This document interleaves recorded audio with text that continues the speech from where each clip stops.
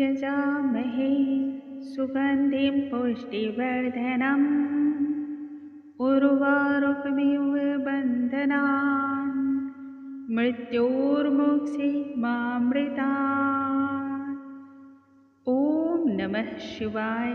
हर हर महादेव। नमस्कार दोस्तों, आप सभी का शिव पुराण के इस सीरीज में बहुत बहुत स्वागत है। महादेव की कृपा आप पर और आपके समस्त परिवार पर सदैव बनी रहे।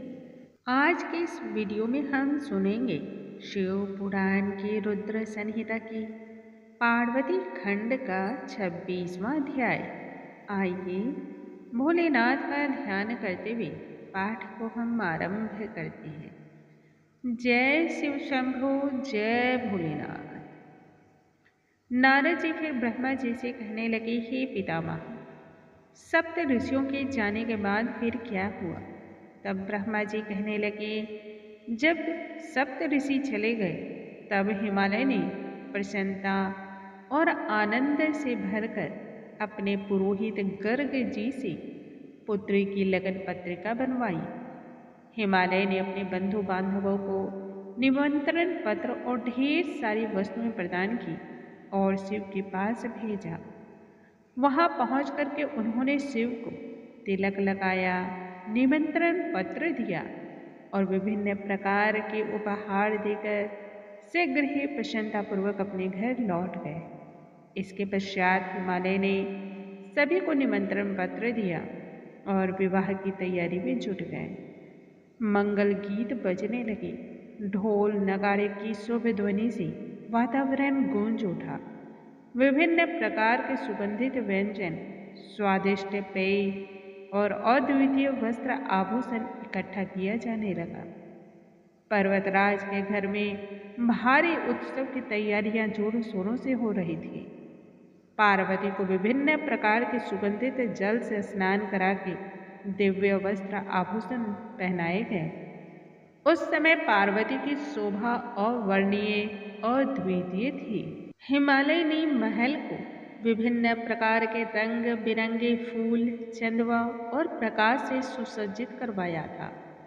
आमंत्रित बंधु बांधवों का बेसब्री से हिमालय राज प्रतीक्षा करने लगे। कुछ समय उपरांत ही बंधु बांधव अपने अपने वाहन पर सुसज्जित और अलंकृत होकर के अपने प्रियजनों के साथ पधारने लगे। विश्वकर्मा के द्वारा बनाया गया विशाल मंच और वेदियां इस उत्सव को चार चांद लगा रहे थे। मंद्राचल, अस्ताचल, उदयाचल, मलय, दुर्दड़, निषद, गंधमादन, करवीर, महेंद्र, पाणियात्र, पुरुषोत्तम शैल, नील, त्रिकुट, चित्रकूट, वेंकट, श्रीशैल, गोकामुख, नारद, कालंजर, विंध्य, कैलाश और ना जाने कितने ही अन्य पर्वतराज दिव्य रूप धारण कर विभिन्न उपहारों को लेकर के वहां उपस्थित हुए। विभिन्न दिव्य नदियां भी शिव विवाह के इस उत्सव को देखने के लिए बहुत हर्षित होकर के पधारे थे। मंडप में चारों ओर ध्वजा, पताकाएं और वंदनवार लहरा रहे थे। साज सज्जा तो इतनी कि सूर्य के दर्शन भी नहीं हो पा रहे थे। पर्वतराज हिमालय ने आए हुए सभी अतिथियों का भव्य स्वागत सत्कार किया और सभी को सभी सुविधाओं से युक्त स्थान में ठहराया। पर्वतराज आंतरिक आनंद से सराबोर हो उठे। नगरी में सभी के घर द्वार केले के वृक्ष से अलंकृत थे और वंदनवार बंधा था। फूलों की वेनियों से द्वार सुगंधित हो उठा और आंगन की शोभा अद्भुत और वर्णनीय थी। विभिन्न शुभ चिन्हों से प्रांगण जगमगा रहा था। कृत्रिम प्रतिमाओं स्वागत के लिए स्थापित की गई थी। बिल्कुल ऐसा जैसे सजीव हो मालूम होता था। हर वस्तु एक से बढ़कर एक और अद्भुत थे। कृत्रिम प्रतिमाएं देखने से तो ऐसी लगती थी कि वह उन्हें ही देख रही हो।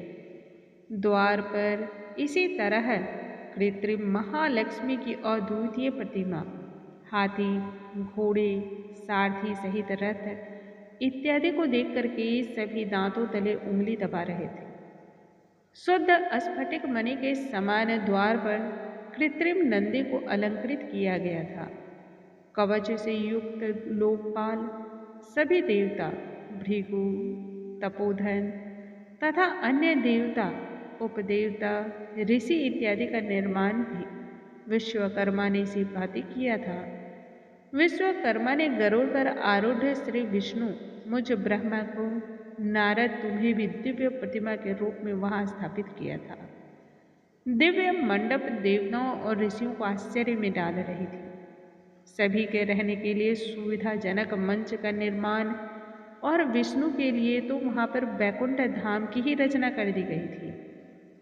विश्वकर्मा को शिव के द्वारा आशीर्वाद प्राप्त होने के कारण क्षण भर में ही उन्होंने सारे गृह और प्रतिमाओं का निर्माण कर दिया, मानो वह एक अलग ही सृष्टि हो। शिव के लिए भी इसी प्रकार शुभ चिन्हों से युक्त शिव धाम का निर्माण किया गया था, जो अनुपम, अद्वितीय और अवर्णीय था। ब्रह्मा जी आके कहते हैं, हे नारद, सभी व्यवस्था करके पर्वतराज हिमालय बड़ी ही प्रसन्नता के साथ शिव के आने की प्रतीक्षा करने लगे। हे नारद, मैंने संपूर्ण बातें तुम्हें बतला दी है। अब तुम और क्या सुनने की अभिलाषा रखते हो?